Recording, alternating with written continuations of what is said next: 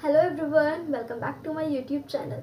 This is Radhika Mahar and in today's video we are going to cover our very first unit of business law. ठीक है, तो आज हम पहली unit को कवर करेंगे एंड जिसने भी सिलेबस वाली वीडियो नहीं देखी है तो वो जाके देख लो, क्योंकि आपको पता चल जाएगा कि मैं किस तरह से आपको आगे पढ़ाने वाली हूँ. तो आज मैं फर्स्ट यूनिट को पूरी कवर कर दूंगी and if you guys will have any doubt please comment. And मैंने अपना टेलीग्राम का भी लिंक डाल दिया इसमें, so you can just tell me. Okay, and if you want to purchase notes, so you can also do that, and if you want to prepare notes by yourself, so you can also do that. Okay, so let's start the video. सो अब हम start करते हैं अपने video को. तो आज हम start कर रहे हैं unit number 1 of our business law and हमने सिलेबस पहले ही देख लिया है. तो मैं सीधा आपके जो भी टॉपिक्स आने वाले हैं मैं सीधा उन पे जा रही हूँ. ठीक है, तो कोई ये मत बोलना कि पहले बता दो कि क्या है सिलेबस में. प्लीज़ आप जाके सिलेबस वाली वीडियो देख लो, वो ज़्यादा बड़ी नहीं है, सिर्फ 8 मिनट की है एंड आप उसको 1.5x पे भी देखोगे, so it will take approx your 5 minutes. Okay, तो प्लीज़ जाके पहले उसको भी देख लो. ठीक है, तो स्टार्ट करते हैं यूनिट नंबर 1. यूनिट नंबर 1 में आपका इंडियन कॉन्ट्रैक्ट एक्ट 1872 है. अब आपके कुछ डाउट्स होंगे कि ये जो नंबर्स हैं या ये जो ईयर्स है, सन है, क्या ये हमको याद करना है? हाँ जी, आपको ये याद करना है. ठीक है, एंड जब आप लॉ आप पहली बार पढ़ रहे हो तो मैं ना आपको कुछ बेसिक चीज़ें बता देती हूँ कि वो बेसिक चीज़ें क्या हैं. ठीक है, तो आ जाते हैं हम उन बेसिक्स पे. ठीक है, let me tell you the basics of law. Basic चीज़ें आप सबसे पहले लॉ पढ़ रहे हैं तो आपको सबसे पहले लॉ होता क्या है कि लॉ जो होती है ना आपकी, लॉ आपके लीगल रूल्स एंड रेगुलेशंस होते हैं. ठीक है, एंड इसके अंदर आपको पढ़ने होते हैं सेक्शंस. ठीक है, तो आपके क्या कवर होंगे? सेक्शन, और सेक्शन नंबर वाइज होते हैं, जैसे 1 2 3 4 ऐसे करके आपके नंबर वाइज सेक्शंस होंगे. तो आप पूछोगे कि क्या सेक्शन याद करना है? यस, सेक्शन आपको याद करने हैं. कंपलसरी नहीं है, अगर नहीं याद होता तो कोई ज़रूरत नहीं है याद करने की, लेकिन अगर आपको याद हो रहे हैं तो बहुत अच्छी बात है, आप याद कर सकते हैं, क्योंकि एग्जामिनर पे बहुत ज़्यादा अच्छा इफ़ेक्ट पड़ता है कि आपको सेक्शन नंबर भी याद है. सेकंड थिंग कि सेक्शन तो होते हैं, सेक्शन के बाद आता है सब सेक्शन. सब सेक्शन आपका जैसे 1 और 1. ठीक है, फिर आते हैं आपके क्लॉज, लाइक 1 और ए. ये क्या हो गया? जैसे आपके ये क्लॉजेस हो गए. ठीक है, तो इस तरह से आपको पढ़ना है. ठीक है, तो आपके सेक्शंस भी होंगे, क्लॉजेस भी होंगे, सब सेक्शन होंगे. ठीक है, अब कुछ और बेसिक चीज़ें जो मैं आपको बता दूँ. लॉ क्यों पढ़ना है, कि हमें क्या क्या ज़रूरत है लॉ पढ़ने की. तो लॉ का जो मेन काम है, एक मिनट, लॉ का मेन काम, आप चाहो तो इसको ना लिख सकते हो. ठीक है, तो लॉ का जो मेन काम होता है ना, सबसे पहला सोसाइटी में डिसिप्लिन क्रिएट करना. ओके, सोसाइटी में डिसिप्लिन क्रिएट करना. अगर डिस्प्यूट्स हो जाते हैं, डिस्प्यूट्स मतलब लड़ाइयाँ हो जाती हैं, लड़ाइयों को क्या करना? सॉल्व करना. ठीक है, और जो भी हमारे राइट्स हैं, हमारे राइट्स और हमारी ड्यूटीज़ को क्या करता है? प्रोटेक्ट करता है. तो ये क्या है? ये सब आपके फीचर्स हैं लॉ के, आप लिख सकते हो इसको in the features of law. ठीक है, और इसको बनाता कौन है? It is made by government. ठीक है,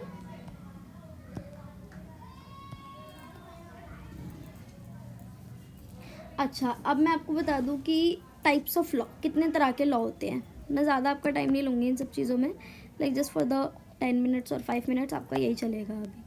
टाइप्स ऑफ लॉ, अगर आपको इसके लिए कुछ ऐसा प्रॉपर नोट्स वगैरह चाहिए तो ये मैं आपको ऐसे अपने टेलीग्राम चैनल पे दे दूँगी, आप टेलीग्राम चैनल ज्वाइन कर लेना. ठीक है, मैं इसका एक PDF बना के प्रॉपर आपको दे दूँगी कि लॉ वगैरह क्या होता है इसका. ठीक है, तो सबसे पहला जो टाइप ऑफ लॉ होता है, सबसे पहला लॉ होता है पब्लिक लॉ. ठीक है, पब्लिक लॉ के अंदर आपका क्या क्या आता है? पब्लिक लॉ के अंदर आपका आता है कॉन्स्टिट्यूशनल लॉ. जो कॉन्स्टिट्यूशनल लॉ होता है वो गवर्नमेंट के स्ट्रक्चर्स और पावर को डिफाइन करता है। किसको? Structure and power. आप चाहो तो साथ साथ लिख सकते हो, क्योंकि मैं अभी लिख रही हूँ आपके, तो आप भी साथ साथ लिख लो, फिर उसके बाद तो हम PDF से ही पढ़ेंगे। नेक्स्ट है आपका एडमिनिस्ट्रेटिव लॉ। आपके एडमिनिस्ट्रेटिव लॉ का क्या काम होता है कि जो डिपार्टमेंट्स, गवर्नमेंट डिपार्टमेंट्स में जो होता है ना, उसको रेगुलेट करता है। ये क्या करता है? गवर्नमेंट डिपार्टमेंट्स के जो काम होते हैं उसको क्या करता है? रेगुलेट करता है। ठीक है।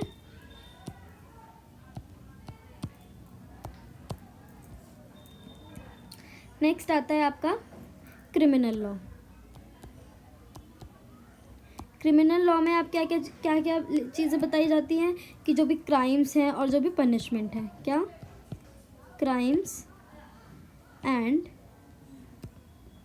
पनिशमेंट्स। ठीक है। इसके बाद आपका बी है प्राइवेट लॉ, पब्लिक लॉ, और एक होता है आपका प्राइवेट लॉ। जो प्राइवेट लॉ होते हैं आपके, ये वो लॉज है जो इंडिविजुअल्स के बीच रिलेशन को कंट्रोल करते हैं। सबसे पहला कॉन्ट्रैक्ट लॉ, कॉन्ट्रेक्चुअल राइट्स वगैरह जो होते हैं वो आता है आपका प्राइवेट लॉ में। फिर आपका प्रॉपर्टी से रिलेटेड लॉ हो गया, ये आपके पर्सनल हैं, जो पर्सनल रिलेशनशिप के बीच में होता है। ठीक है। जो पब्लिक के बीच में होता है मोस्टली। फैमिली लॉ, ये सारे आपके प्राइवेट लॉ होते हैं। ठीक है। और जो आपका इंडियन कॉन्ट्रैक्ट एक्ट है वो इसी कैटेगरी में आता है। वो किस कैटेगरी में आता है? इसी कैटेगरी में आता है। ठीक है। अच्छा, तो इस लॉ के क्या क्या ब्रांचेस है? इसके जो मेन ब्रांचेस है आपके बिजनेस लॉ के, आप इसमें इंडियन कॉन्ट्रैक्ट एक्ट पढ़ोगे। ठीक है। इसमें सोगा पढ़ोगे, आप सेल्स ऑफ गुड्स एक्ट पढ़ोगे, इसमें LLP पढ़ोगे, पार्टनरशिप, बहुत सारे हैं इसमें। पार्टनरशिप है, कंपनीज एक्ट है, जो कि आप आगे जाके पढ़ोगे कंपनीज एक्ट को नेक्स्ट सेमेस्टर में। और आपका द नेगोशिएबल इंस्ट्रूमेंट एक्ट है, जिसको हम NI कहते हैं। ठीक है। अच्छा, लॉ क्यों इम्पॉर्टेंट है बिज़नेस के लिए? ये क्योंकि बिज़नेस डील्स को आप क्या रखता है? ये फेयर रखता है। ठीक है। बिज़नेस डील्स कैसी होती हैं? फेयर होती है। ठीक है। कॉन्ट्रैक्ट्स कैसे होते हैं? ऑनर्ड होते हैं। फ्रॉड और चीटिंग से आपको बचाता है। तो ये सब चीज़ें थी आपकी, जो भी थी लॉ के अंदर। अच्छा, अब मैं आपको बताती हूँ एक्ट क्या होता है। एक व्हाट इज़ एन एक्ट। ठीक है।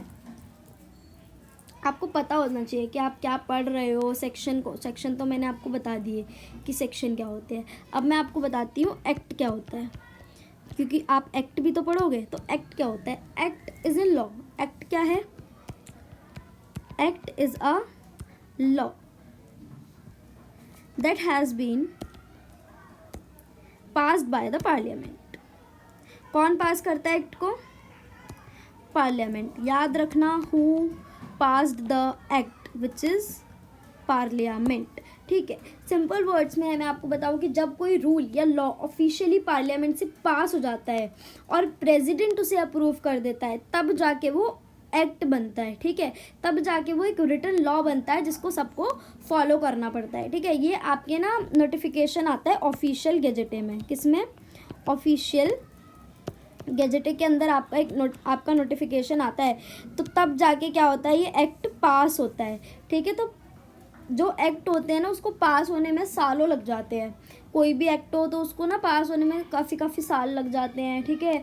चेंज होने में, मॉडिफिकेशंस होने में काफ़ी टाइम लग जाता है। तो ये आपके एक्ट होते हैं। अगर आप एक लॉ टर्म पढ़ोगे तो law is a broader term, but act is a narrow term. Law में आपके काफ़ी सारे लॉ कवर हो गए, but act is a single law, कि आप सिर्फ एक पर्टिकुलर चीज़ के बारे में पढ़ रहे हो, आप सिर्फ एक पर्टिकुलर लॉ एक्ट के बारे में पढ़ रहे हो। ठीक है।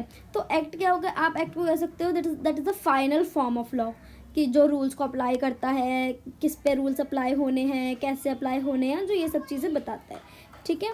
तो ये आपका होता है लॉ। अच्छा, मैं आपको बता दूं कि जब हम एक बिल पास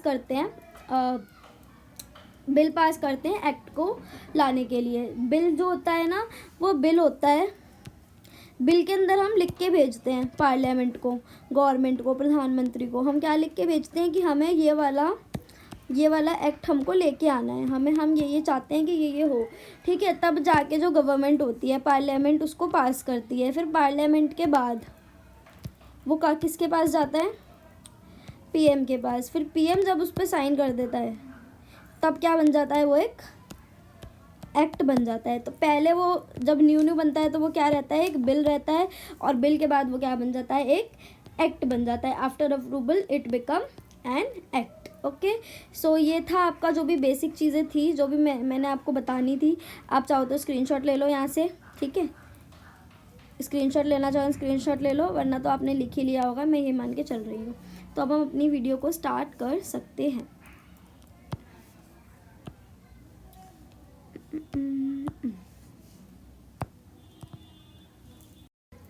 सो हम वापस आ जाते हैं अपने एक्ट पे। तो अभी जो हम एक्ट पढ़ रहे हैं वो कौन सा है, हमारा इंडियन कॉन्ट्रैक्ट एक्ट। और ये कब आया था, 1872 में, और that is a private law. ये कौन सा लॉ है कि एक प्राइवेट लॉ है। तो अब हम स्टार्ट करते हैं, introduction to business law. Business law also known as mercantile law. हम इसको और किस उसमें जानते हैं, मर्केंटाइल लॉ और commercial law. Refers to the branch of law that deals with the rights.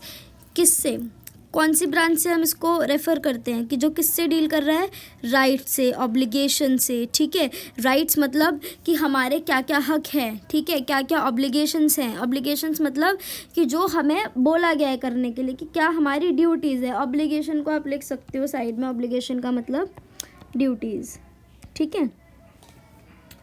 क्या क्या हमारी ड्यूटीज़ है, ठीक है, जो कि and conduct of person engaged in trade, commerce and industry. It regulate business relationship and ensure fair transactions. ये क्या इंश्योर करता है कि फेयर रिलेशनशिप बना रहे, ठीक है, और कस्टमर के बीच और सेलर के बीच और कस्टमर के बीच एक फेयर रिलेशनशिप बना रहे, और कहीं कोई भी डिफ्रॉड ना हो, ठीक है। इसका नेचर क्या है, it is a set of rules and regulations governing business activities.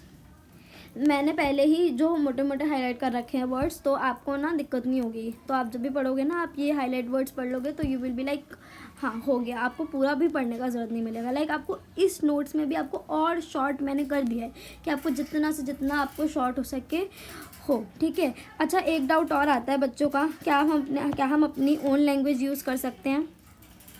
हाँ जी, आप अपनी ओन लैंग्वेज यूज़ कर सकते हो, येस। बट आपको ना कीवर्ड्स पे फोकस करना पड़ेगा, कि जो लॉ के कीवर्ड्स होते हैं ना, जैसे कि मैंने यहाँ पे rules and regulation, statutes and judicial precedents, customs, dynamic in nature, ये सब मैंने ऐसे हाईलाइट कर दिया।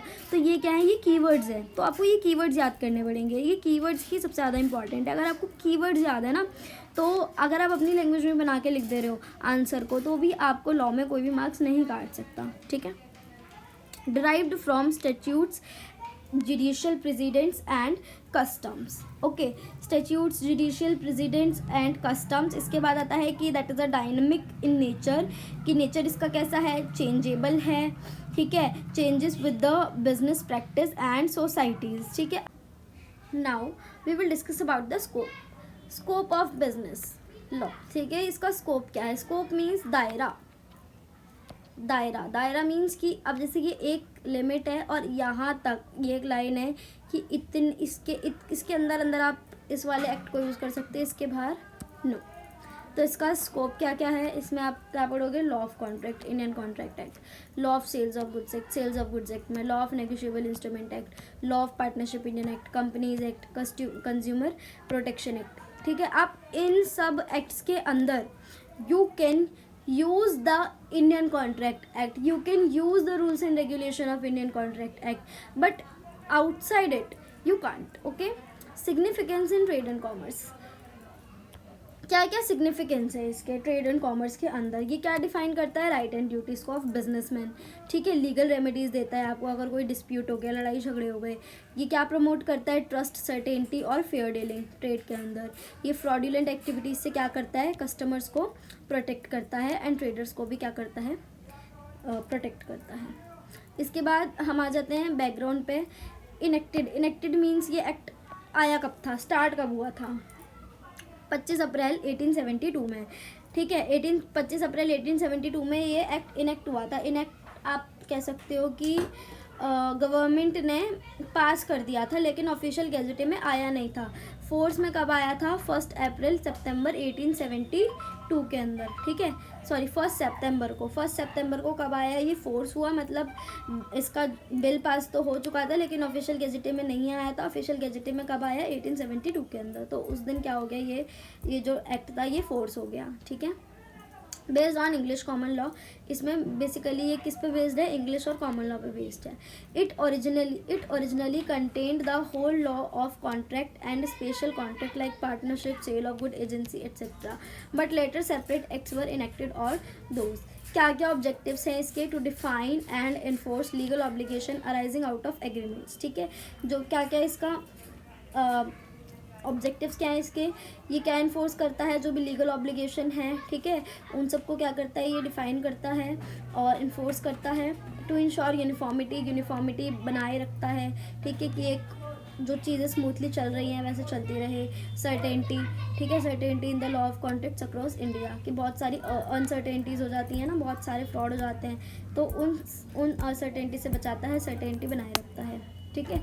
इसके बाद to promote honesty and fairness in commercial dealings, क्या प्रमोट करता है? ऑनेस्टी को और फेयरनेस को, कहाँ पर? कमर्शियल डीलिंग्स के अंदर, ठीक है। अब भाई आप जा रहे हो, किसी से बोल रहे हो कि भाई मेरे को तेरे से 1 करोड़ का माल ख़रीदना है और तू मेरे यहाँ भिजवा दियो। अब वो बोलेगा हाँ ठीक है, लेकिन आप उससे तो बोलोगे ना कि वो सामने वाला बोलेगा भाई मैं तो चल सामान ले आऊँगा, क्या तू मुझे पैसे देगा? मैं कैसे मानूँ तू मुझे पैसे देगा नहीं देगा, ठीक है। अब भाई वो बंदा बोलेगा कि अब मैं कैसे तेरे को यकीन दिलाऊँ? तो वो बोलेगा कि मुझे लिख के दे, ठीक है। अब भाई लिख के देगा तो वो किसके अकॉर्डिंग लिख के देगा? अकॉर्डिंग टू लॉ लिख के देगा ना। अब लीगली उसने लिखा है ये चीज़ कि भाई मैं तेरे को 1 करोड़ रुपए दूंगा जब तू मुझे 1 करोड़ का माल देगा, तब वो तुम्हारे लिए 1 करोड़ का माल लेके आएगा ना, वरना वो क्यों लाएगा भाई? वो क्यों अपने पैसे ख़राब करेगा, ठीक है।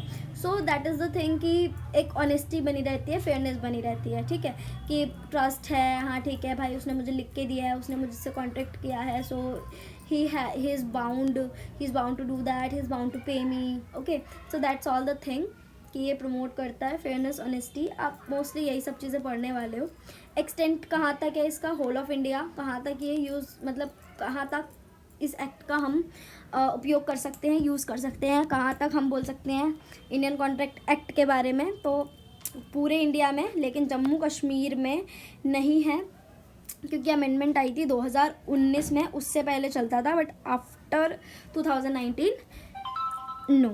कवर्स, क्या क्या कवर करता है ये? All contract made in India, अगर आपने कॉन्ट्रैक्ट इंडिया के अंदर किया है तो वो सिर्फ उन्हीं कॉन्ट्रैक्ट्स को कवर करेगा unless specifically excluded by other statute, ठीक है, जब तक किसी दूसरे स्टैट्यूट ने उसको एक्सक्लूड नहीं किया। क्या कौन कौन से सेक्शंस है इसमें? सेक्शन 1 से लेके 75 सेक्शंस तक हम इसको पढ़ने वाले हैं, ठीक है। 75 के बाद आप पूछोगे क्या? 75 के बाद आपका सोगा एक्ट स्टार्ट हो जाएगा, ठीक है। Meaning and definition of contract, तो हम स्टार्ट करते हैं फाइनली अपना एक्ट, ठीक है। क्या मतलब है इसका कॉन्ट्रैक्ट का और क्या डेफिनेशन है इसकी? तो कॉन्ट्रैक्ट, अच्छा इसका मैंने आपको क्लॉज और सब क्लॉज बताया था ना, तो देखो इसमें क्या दे रखा है? 2 क्लॉज H, मतलब सेक्शन नंबर 2 और H सब क्लॉज H के अंदर इसकी डेफिनेशन दे रखी है, ठीक है। तो क्या बताया गया है कि a contract is an agreement enforceable by law. अच्छा आप इसमें ना 2 चीज़ मार्क कर लो, एग्रीमेंट और इन्फोर्सेबल बाय लॉ, कि एक तो एग्रीमेंट है और कौन इन्फोर्स कर रहा है? लॉ बना रहा है, कि लॉ का बनाया हुआ एग्रीमेंट, ठीक है, तो दैट इज़ व्हाट? कॉन्ट्रैक्ट, ठीक है। इसके बाद एग्रीमेंट सेक्शन, अच्छा अब हम पढ़ते हैं कि एग्रीमेंट क्या होता है, ठीक है। हमें ये तो पता चलेगा कि कॉन्ट्रैक्ट वो एग्रीमेंट है जो लॉ ने बनाया, लीगली जो बना हुआ है, लेकिन एग्रीमेंट क्या है? Agreement is every promise and every set of promises forming the consideration for each other is an agreement, ठीक है। पहली चीज़ तो आप प्रॉमिस कर रहे हो या बहुत सारे प्रॉमिस कर रहे हो और इसमें क्या कर रहे हो? कंसिडरेशन, लेना देना आपके बीच हो रहा है, तो दैट इज़ अ अग्रीमेंट। आप मेरे साथ साथ बोलिए, what is the agreement? Agreement is every promise and every set of promises forming the consideration for each other is an agreement, okay. Consideration means लेना देना, 2 लोगों के बीच लेना देना हो रहा है कि मैं तुझे ये दूंगा तो तू मुझे ये देना, या तू मुझे ये देगा तो मैं तुझे ये दूंगा या दूंगी. So that is the consideration. Okay. So that is the agreement. And when that agreement is recognized by law, और जब ये agreement law recognize कर देता है तब क्या हो जाता है बच्चों? It becomes a contract. क्या बन जाता है ये? It becomes a contract. Okay.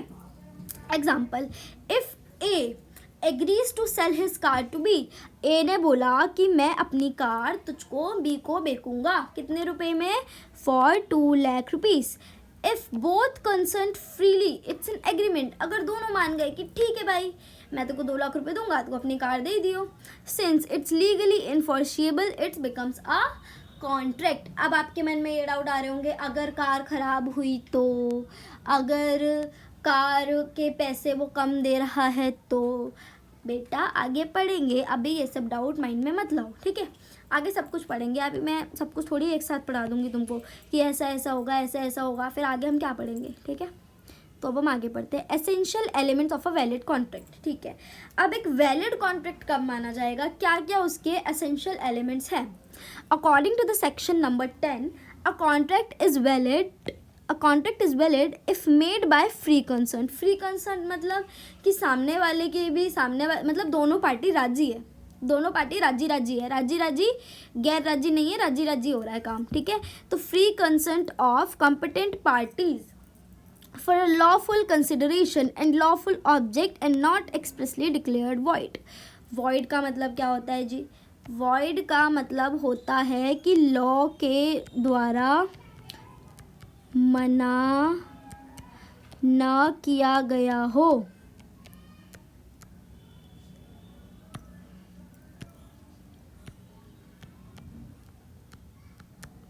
अगर लॉ ने मना कर दिया कि भाई that is a void, you can't do that, that means it is a void.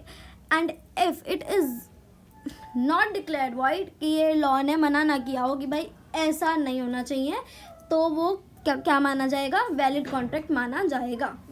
ठीक है. अब इसकी क्या क्या एसेंशियल्स हैं. इसका पहला एसेंशियल है ऑफर एंड एक्सेप्टेंस, कि ऑफर होना चाहिए और एक्सेप्टेंस होना चाहिए. Proper offer and lawful acceptance. Intention to create legal relationship. दोनों के बीच में क्या इंटेंशन होनी चाहिए कि आप एक लीगल रिलेशनशिप क्रिएट कर रहे हो. सोशल एग्रीमेंट है, like dinner invitation are not contracts. ठीक है. आप बोल रहे हो कि डिनर इन्विटेशन है, या आपने किसी लड़की को बोला कि will you come on a date with me, but उसने पहले तो बोल दिया हाँ I will come, and after you reached at the location she said sorry I can't come. Okay. So अब आप ये नहीं कर सकते कि आप जाके उस पर सूट फाइल कर दो, आप जाके उसके ऊपर FIR फाइल कर दो कि भाई तूने कॉन्ट्रैक्ट तोड़ा है, अब तो तुझे आना पड़ेगा, या वट एवर. ठीक है. तो भाई नहीं, ऐसा नहीं होगा. आप इन चीज़ों को कॉन्ट्रैक्ट नहीं मान सकते. Okay. These are social agreements. Okay. अब आ जाते हैं लॉफुल कंसिडरेशन. लॉफुल कंसिडरेशन क्या होता है? Something of value exchange. ठीक है. आपने कुछ पैसे दिए हैं, ठीक है. लाइक आपने बोला कि ज़रूरी नहीं, पैसे बार्टर भी आप कर सकते हो, कि आपने बोला कि मेरी कार ले लो आप, ठीक है, मेरी कार ले लो आप, मेरी थोड़ी कार ना बेकार सी है, उसके बदले में मैं आपको ना अपनी LV का बैग दे दूँगा. ठीक है. ये LV का बैग है मान लो, ठीक है, मैं उसके बदले में आपको LV का बैग दे दूंगा, आप मुझे कार दोगे तो. सो हाँ ठीक है, सम वैल्यूज़ एक्सचेंज. ये भी लग्जीरियस है और ये भी लग्जीरियस है. ठीक है. तो आप एक वैल्यू एक्सचेंज कर रहे हो, तो that is a lawful consideration. Capacity of parties must be competent. Parties क्या होनी चाहिए? कम्पिटेंट होनी चाहिए. कम्पिटेंट मतलब कि लॉ करने के लायक होनी चाहिए. इसको आप सेक्शन नंबर 11 में पढ़ोगे. Free consent means no coercion, undue influence और फ्रॉड. फ्री कंसेंट मीन्स कि कोई कोर्शन नहीं होना चाहिए, कोई अनड्यू इन्फ्लुएंस नहीं होना चाहिए, कोई फ्रॉड नहीं होना चाहिए. कॉशन होता है कि जैसे कोई फ्रॉड नहीं हो रहा आपके साथ, या आपको ना ज़बरदस्ती नहीं अनड्यू इन्फ्लुएंस होता है, आपको ज़बरदस्ती नहीं कराया जा रहा. कॉशन होता है कि आपको झूठ बोल के नहीं कराया जा रहा, और फ्रॉड का भी झूठ बोलना ही होता है. और अनड्यू इन्फ्लुएंस होता है कि आपको ना ज़बरदस्ती कोई कह रहा है कि आपके सर पे बंदूक रख के कि कर, कैसे नहीं करेगा, कर, ऐसा कुछ नहीं, ये सब नहीं चलेगा. फ्री कंसेंट होना चाहिए, दोनों अपनी मर्जी से कर रहे हैं. लॉफुल ऑब्जेक्ट में क्या आता है? मस्ट नॉट बी इलीगल और immoral.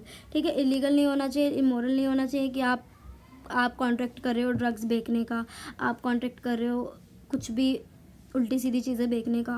Okay. Certainty and possibility. Terms must be clear, capable of performance. की क्लियर होनी चाहिए और कैपेबल होनी चाहिए कि भाई हाँ आप कर सकते हो. या कुछ भी आप बोल दिया कि भाई भाई भाई तू अगर नाली में कूद के दिखाएगा तो मैं तेरे को 100 रुपये दूंगा. और करने लायक तो बोलो आप उसको. अब वो भी बोल रहा है कि हाँ हाँ ठीक है भाई मैं नाली में कूदूंगा और तुम मेरे को 100 रुपये दियो, और बाद में वो कह रहा है कि मैं नाली में नहीं कूदूंगा, और आप जाके बोल रहे हो कि भाई भाई इसने कॉन्ट्रैक्ट तोड़ा, ये नाली में नहीं कूदा. लाइक व्हाट द हेल, ऐसे नहीं चलेगा. तो आप ये सब नहीं कर सकते. लाइक बॉयज़ का होता है भाई यार कॉन्ट्रैक्ट एक्ट पढ़ के आए हैं, अब तो हमको पता है, हमने तो कॉन्ट्रैक्ट कर लिया, अब you can't break this, so you will be filed by the law. Okay. तो आप लॉ की नज़र में गिल्टी हो जाओगे. अब भाई लाइक क्या सस्ते नशे करके पढ़ रहे हो क्या? ओके. नहीं तो ओके, मस्ती मजाक बाद में. अच्छा, ये इंटेंशनली नहीं था कि बॉयज़ को ही रोस्ट करना है. आई एम सॉरी बॉयज़, आप ऑफेंड मत हो जाना. ओके. लीगल फॉर्मेलिटीज़ क्या क्या है इसकी? Some contract must be in writing और रजिस्टर्ड. कि जो कॉन्ट्रैक्ट है वो लिखित में होना चाहिए और रजिस्टर्ड होना चाहिए. ठीक है. ऑफर रजिस्टर्ड मतलब स्टैंप लगी हुई होनी चाहिए, स्टैम्प्ड होना चाहिए, duly stamped. Okay. Offer and acceptance के बारे में आ जाता है. अब हम अभी हमने ऊपर पढ़ा था ना, ऑफर होना चाहिए, एक्सेप्टेंस होनी चाहिए. तो ऑफर क्या होता है? मतलब आपको मज़ा आएगा ये वाली डेफिनेशन पढ़ने में. ये मेरी फेवरेट डेफिनेशन है. When one person signifies to another his willingness to do or abstain from doing something with a view to obtain the assent of the other, he said to make a proposal. बोलेंगे यार क्या है ये, हमें कुछ समझ नहीं आया, सर के ऊपर से चला गया. ओके. तोड़ के पढ़ते हैं. When one person signifies to another his willingness, जब एक पर्सन अपनी willingness, अपनी इच्छा किसी दूसरे को बता रहा है to do और abstain from doing something, करने की और नहीं करने की, किसी चीज़ को लेके with a view to obtain the assent. किस व्यू से कि आपको क्या मिलेगा? एक्सेंट मतलब हाँ, ऑफ दैट अदर, कि आप अदर पर्सन जो है वो हाँ बोलेगा. He said to make a proposal. उसको हम क्या कहते हैं कि उसने क्या करा है? प्रपोजल भेजा है, इनविटेशन भेजा है, ऑफर भेजा है. ठीक है. That is not the proposal like oh Rosie I love you so much. No, that is not that proposal. Okay. that is a different proposal. that is a proposal like आप deal कर रहे हो market में जाके कि I have I have 10 bottles to sell and would you want to purchase or not. so that is a offer कि आप उसको ऑफर दे रहे हो कि I have a 10 bottles to sell, you want to purchase, I will give it to you in 90 rupees, and if you go outside to buy you will charge for 100 rupees, but if you buy it from me I will give you in 90 rupees 10 bottles. okay. so वो क्या बोलेगा कि या तो वो accept करेगा या तो वो मना कर देगा कि जा तेरे जैसे बहुत देखे, जा निकल यहाँ से. या तो वो मना कर देगा या वो बोल देगा अरे भाई क्या बात है, आप 90 रुपये में 10 बोतल बेच रहे हो, ठीक है लाओ आप मेरे को ये बॉटल्स दे दो. ठीक है. तो लाइक इस तरह से आप क्या कर सकते हो? That is a offer. ठीक है. कि आप ऑफ़र क्यों कर रहे हो? ऑफ़र का मतलब ये नहीं है कि वो हाँ ही बोले. ऑफ़र का मतलब क्या है कि वो ना भी बोल सकता है, वो हाँ भी बोल सकता है. लेकिन आप उसको ऑफ़र क्यों दे रहे हो? आप उसको उस व्यू में ऑफ़र दे रहे हो कि आप चाहते हो कि वो हाँ बोले, लेकिन वो सामने वाले की मर्ज़ी है कि वो हाँ बोलेगा या ना बोलेगा. ये डेफिनेशन आपकी कह रही है कि वैन, दोबारा पढ़ते हैं. When one person signifies to another his willingness to do or abstain from doing something with a view to obtain the assent of that other, he said to make a proposal. Types of offer. कितने types के offer होते हैं? Express offer, implied offer, general offer, specific offer. ठीक है। Made by words, spoken, return, express offer जो made by words कि आपने बोल के या फिर लिख के दिया है। इम्प्लाइड ऑफर आपने बाय कंडक्ट, आपने कुछ बोला नहीं, हाँ या ना आप करोगे नहीं करोगे, बस आपने एक्ट कर दिया, आपने काम कर दिया, लाइक बस की सर्विस, ठीक है। तो ये क्या हो गया, इम्प्लाइड ऑफर हो गया। Made to public, general offer किसके लिए होता है, पब्लिक के लिए। जर्नल ऑफर कौन करती है, कंपनीज, बड़ी बड़ी कंपनी जर्नल ऑफर ही बेचती हैं। और जो शेयर्स के लिए जो इनविटेशन भेजती है ना कि आप हमारे शेयर्स खरीदो, तो वो पब्लिक को भेजा जाता है और वो क्या होता है, वो जर्नल ऑफर होता है, ठीक है। इसको रिवॉर्ड ऑफर भी कहते हैं। Specific offer made to specific person कि आपने स्पेसिफिक पर्सन को आप कोई ऑफर कर रहे हो, तो that is a specific offer, ठीक है। अब आ जाते हैं acceptance. When the person to whom the proposal is made signifies is assent the proposal is said to be accepted, ठीक है। जब वो पर्सन जिसके लिए प्रपोजल बनाया गया हो वो अपनी एसेंट दे दे, ठीक है, तो वो क्या कहलाता है, प्रपोजल एक्सेप्टेड कहलाता है। Rules of offer and acceptance, क्या क्या रूल्स हैं। Offer must be communicated to the offeree. अच्छा, ऑफरी कौन होता है, मैं आपको बता दूं, ऑफरर, ऑफर करने वाला, और ऑफरी एक्सेप्टर जो एक्सेप्ट करता है, और ऑफरर ऑफर करने वाला, अरे यार, ऑफर करने वाला, ठीक है। Now acceptance must be absolute और अनकंडीशनल। एब्सोल्यूट होनी चाहिए और अनकंडीशनल होनी चाहिए कि आप बोल रहे हो कि ठीक है मैं मान तो जाऊंगा, लेकिन इसके बदले में मेरा क्या फ़ायदा, भाई ऐसा नहीं चलेगा। एब्सोल्यूट होनी चाहिए और अनकंडीशनल होनी चाहिए कि आप बोलो मैं तभी हाँ करूँगा जब मुझे ये मिलेगा। छोटे बच्चे नहीं हो आप, क्या आप मम्मी से बोल रहे हो मैं तभी खाना खाऊँगा जब आप शाम को पनीर की सब्ज़ी बनाओगी, ना, ऐसा नहीं चलेगा, okay. Offer and acceptance must be made in lawful manner. Offer and acceptance कैसा होना चाहिए, लॉफुल मैनर में होना चाहिए कि भाई हाँ या ना में जवाब दो, ये बकवास मत करो, ठीक है। Offer can be revoked before acceptance. जो ऑफर है वो रिवोक हो सकता है एक्सेप्टेंस से पहले, मतलब चेंज हो सकता है एक्सेप्टेंस से पहले। ये किस में दे रखा है, सेक्शन नंबर 5 में। अभी मैं ये वाला जो टॉपिक है ना ऑफ़र वाला, इसको कंप्लीट कर रही हूँ, और इसके बाद ना मैं वीडियो हो सकता है मैं 2 पार्ट में डालूँ, क्योंकि ये बहुत बड़ा जो है यूनिट है। तो मैंने बोला था वन शॉट, बट मे भी हो सकता है कि 2 पार्ट में आए ये वीडियो, क्योंकि मैं अभी यहाँ तक बंद करने वाली हूँ because of the background noise. क्योंकि बैकग्राउंड नॉइज़ अब बहुत ज़्यादा बढ़ गया है, क्योंकि मैं ना उस टाइम पे देख के वीडियो बनाती हूँ जहाँ पे जिस टाइम पे बैकग्राउंड नॉइज़ ना हो। पूरे दिन में लाइक मुझे 1 या 2 स्लॉट ही मिल पाते हैं कि बैकग्राउंड नॉइज़ ना हो, ठीक है। तो I hope you guys will adjust in this, I hope, okay. Acceptance can be revoked before it comes to the knowledge of the offeror, ठीक है। एक्सेप्टेंस को हम कब रिवोक कर सकते हैं, before it comes to the knowledge of offeror. यहाँ में ना ऑफरी होना चाहिए था, यहाँ पे आप ऑफरी कर दो, ठीक है। इसके बाद है communication of offer is complete when it comes to knowledge of offeree, ठीक है। कम्युनिकेशन ऑफ ऑफर, ऑफर की जो कम्युनिकेशन है, बातचीत है, वो कब कंप्लीट मानी जाएगी, जब वो ऑफरी के नॉलेज में आ जाएगी।